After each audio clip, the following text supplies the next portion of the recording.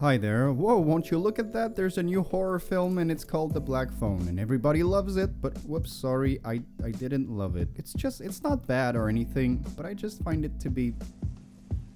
I was looking forward to this, not only because of the raving reviews, but more so because of the director. Scott Derrickson made Sinister back in 2012, and I genuinely love this movie, despite its flaws. The concept is really fun, Bagul is silly, but kind of fun too, and I love those fucking 8mm tapes. Similar to Insidious and The Conjuring, it's a perfect haunted house flick to watch on a rainy day. Love you, Scotty. The Black Phone, though, despite being competent in many ways, mostly felt to me like a somewhat cliche, corny film with no tension and lots of predictability. So in case you don't know or haven't seen the trailer, the basic premise here is Ethan Hawke is the grabber, which sounds like a biopic of Harvey Weinstein. But in any case, the grabber is a child kidnapper and murderer, and he grabs our main character, this little kid here. And while the kid tries to escape, his sister looks for him. Also, there's a black phone and it rings sometimes. And I'm not gonna say anymore because it's really best to go in blind. So first things first, get ready baby, I'm just gonna say it. The two leads, I just didn't really like. The basic layout here is we spend the first half hour establishing their bond and fleshing them out so that when the inciting incident happens, the audience cares for the little boy and wants him to survive. Unfortunately, this didn't really work for me, as the first 30 minutes or so felt like just scene after scene after scene of just throwing the most cliche shit at your face for you to care and letting any action or scares or tension on the side.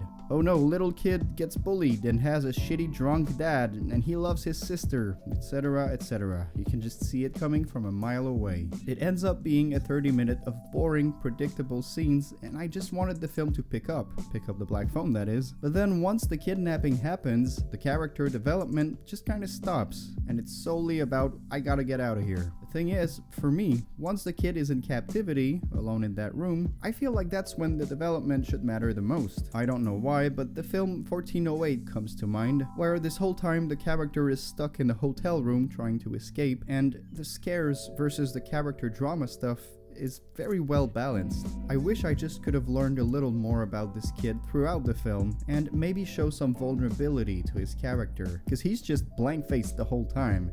Back to the sister character, you can tell she's written to be the highlight, like the fan favorite that the audience will adore. She's kind of sassy and she swears a lot and she makes jokes, and once more, it just did not connect with me. Not only that, boy, there was some cringe here and there. Some lines like, "Jesus, what the fuck?" and then, "Sorry, Jesus, for what I said." A real knee slapper.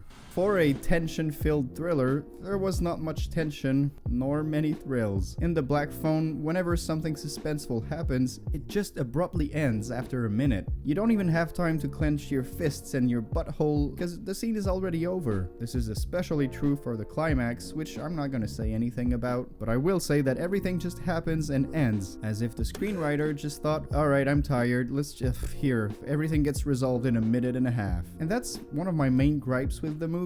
Perhaps my expectations were too high, but it just didn't have many surprises. Besides from a few, I didn't expect that moments that weren't very strong at all, the whole film is exactly what I thought it was gonna be. It's a kid who gets kidnapped and tries to escape from a weirdo. That's what it is. There's not much to it besides that, except maybe for a few supernatural elements that once again felt very corny, and sometimes even derivative. Stranger Things, anyone?